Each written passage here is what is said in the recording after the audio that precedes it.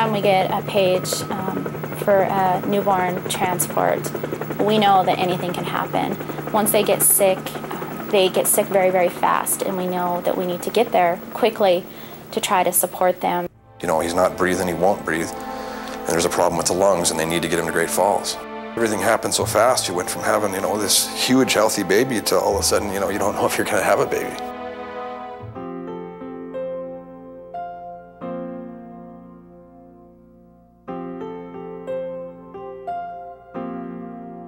I'm definitely a Mercy Flight fan. If it wasn't for them, I wouldn't have a son right now, I don't think. Brody had been born that day in Havre just a few hours before. He was in respiratory distress, labored breathing, grunting. They had him in an oxy hood. And based on that, we gathered our isolate and our meds and our equipment and headed out to Havre. En route, we received more information that Brody's condition had worsened and that they were going to try to put a breathing tube in and start breathing for him. So when we arrived there, we got to the bedside as quickly as possible with our equipment. When we arrived at baby Brody's bedside, he was blue and lifeless. His oxygen saturation was only in the 30% range. Normal number is 90%. We knew at that time that he was in significant distress and we needed to help him out. We placed a bigger tube down into his airway so we could provide a medication or give him a medication that we needed to give called Curelsurf that would help him ventilate his body better. So we set up the gas therapy, started putting nitric gas into the ventilator circuit, and Brody's sats went from about 40 range up to about 60 and stabilized there. That's still well below 90, but it was an improvement. Before we left Havre, Brody's dad, Jeremy, came to the bedside multiple times, and I explained to him how sick his baby was. He held his hand.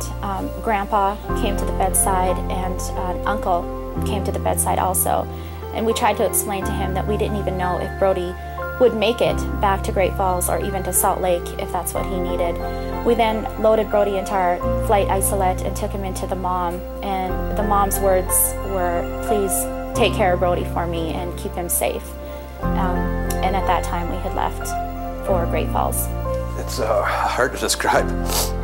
A lot of prayers. It's a mixture of feelings, you know. I mean, I'm a father, but for how long?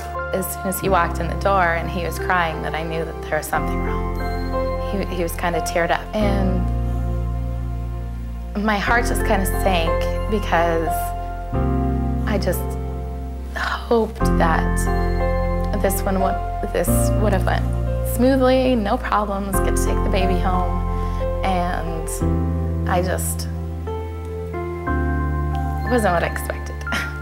Once we landed in Great Falls, we immediately went up to the unit. They did an echo, and it was diagnosed that he did have some kind of congenital heart disease and needed to be flown to Salt Lake right away. At that point, it was actually very scary because he had gotten worse, and we knew that he needed to have surgery right away to correct his deficit that he had. So this one wasn't quite as painless as the first flight, because this one we're looking, I think it was 2 hours and 25 minutes, I think, if I remember correctly. There was never a moment where they sat back. You know, there was no rest, no breaks, no nothing. You know, I mean, it was, they were working on him the whole time. When we got to Salt Lake, everyone was busy preparing Brody to go to the OR immediately, so we actually sat down with Jeremy to give him a little support, explain what they were doing, just to kind of let him know that we were there for him, and if he needed anything, a shoulder to cry on, that he could do it with us. I actually called a couple of days later and knew that Brody was going to be okay once we were told that he was eating and doing well. The Mercy Flight crew, they were great. You know, they were more than helpful. I mean, they're the reason that he's here. You know, I mean, that's no doubt in my mind. In situations like Brody Morris's, time is always of the essence. Mercy Flight is the fastest way to get life-saving technology to North Central Montana patients in need.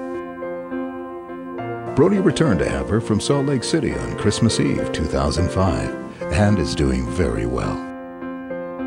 Mercy Flight is a costly service that Benefis operates for the well-being of our community and region. With your support of Mayfaire, this vital program continues to save lives.